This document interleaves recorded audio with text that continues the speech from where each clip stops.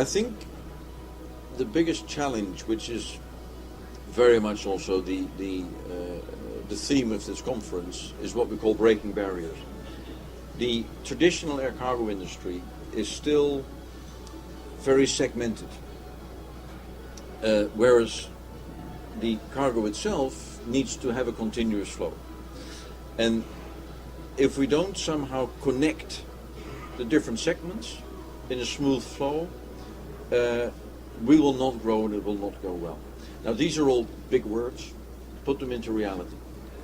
What we need is a very good transparency, data availability.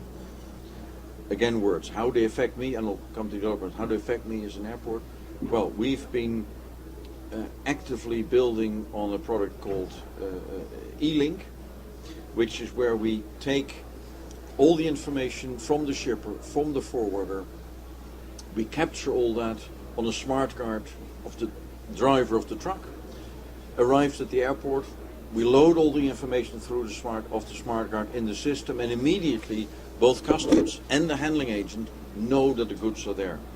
And that's the sort of transparency that we need to build in the entire system.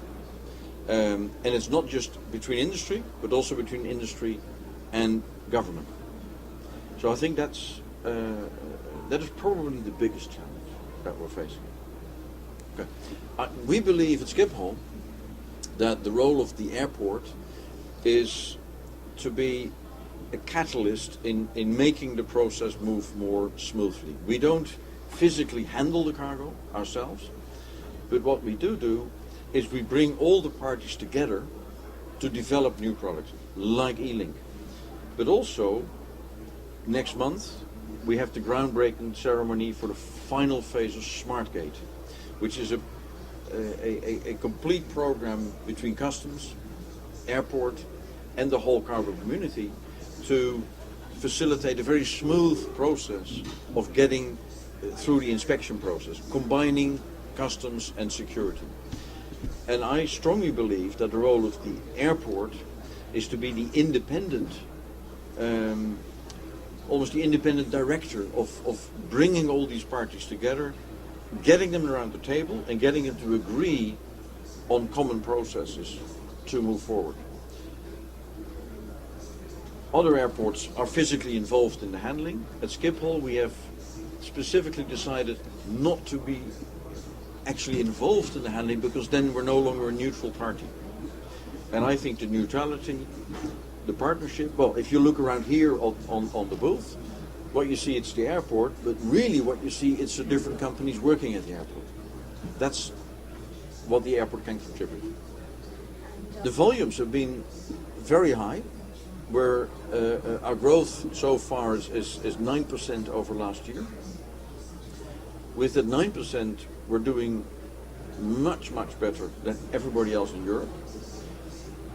I wish everybody in Europe was doing so well, because then the business was really growing, but we seem to be picking up more than our fair share.